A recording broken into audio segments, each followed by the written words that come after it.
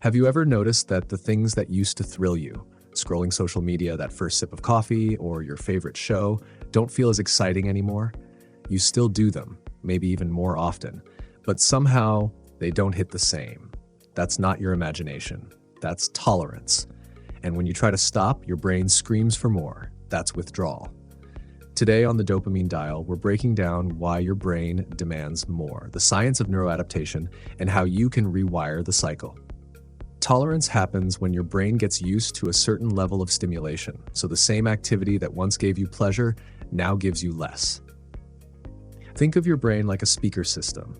At first, your favorite song sounds incredible, but over time you adapt. It doesn't sound as exciting, so you turn up the volume. Your brain does the same thing with dopamine, the chemical of motivation and reward. When you experience something rewarding, your first viral post, your first hit of nicotine, that big win in a game, dopamine floods your reward center. But the brain doesn't like being overstimulated. It thinks, whoa, this is too much, and starts to adjust. That's the seed of tolerance. Your brain is literally learning to expect more just to feel the same. This process of adjustment is called neuroadaptation, your brain's way of keeping balance, or homeostasis. When dopamine surges again and again, your brain defends itself by reducing receptor sensitivity, meaning dopamine signals don't feel as strong. It also starts producing less dopamine overall, and it rewires your priorities, focusing more on the source of stimulation than natural rewards. So what happens? You need more of the same thing to get the same high. That's why habits escalate, from one energy drink to 3, from 5 minutes of scrolling to hours lost online. It's not that you're weak, it's that your brain is adapting. Brilliantly, but destructively. Now let's talk about the other side, withdrawal. When you stop feeding the brain what it's adapted to, whether caffeine, nicotine, or endless notifications, your dopamine levels drop. But since your receptors are dulled, your baseline feels painfully low. That's why withdrawal feels awful. You might experience irritability, fatigue, anxiety, brain fog, or sadness. It's not just physical. Your brain has literally forgotten how to feel good naturally. Withdrawal isn't punishment. It's your brain's desperate attempt to find balance again. And this is where most people relapse, not because they lack willpower, but because their neurochemistry has been rewired to crave balance through stimulation. Here's the cycle in one line. Stimulation leads to tolerance. Tolerance leads to withdrawal. Withdrawal leads to craving.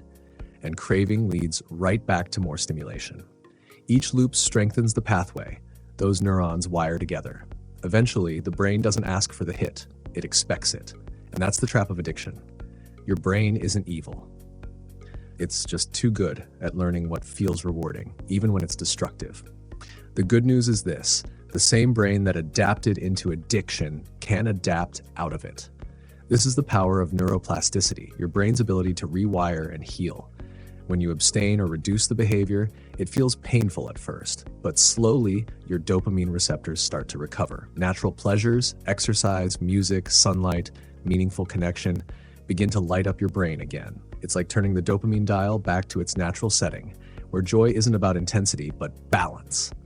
If you want to recalibrate your dopamine system, here are 3 powerful steps. Step 1, audit your highs. What are your biggest dopamine hits? Caffeine, screens, sugar, or something else? Step 2, create friction.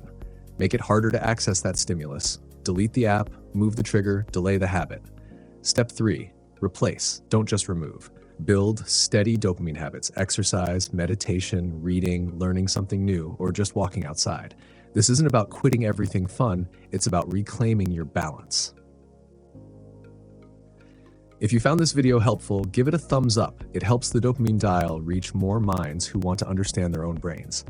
Comment below which habit you're trying to reset, caffeine, screens, sugar, and I'll reply with a dopamine-friendly tip. And remember, your brain isn't broken. It's adaptive. Let's learn to dial it in the right direction. The Dopamine Dial. Tune your brain, master your mind.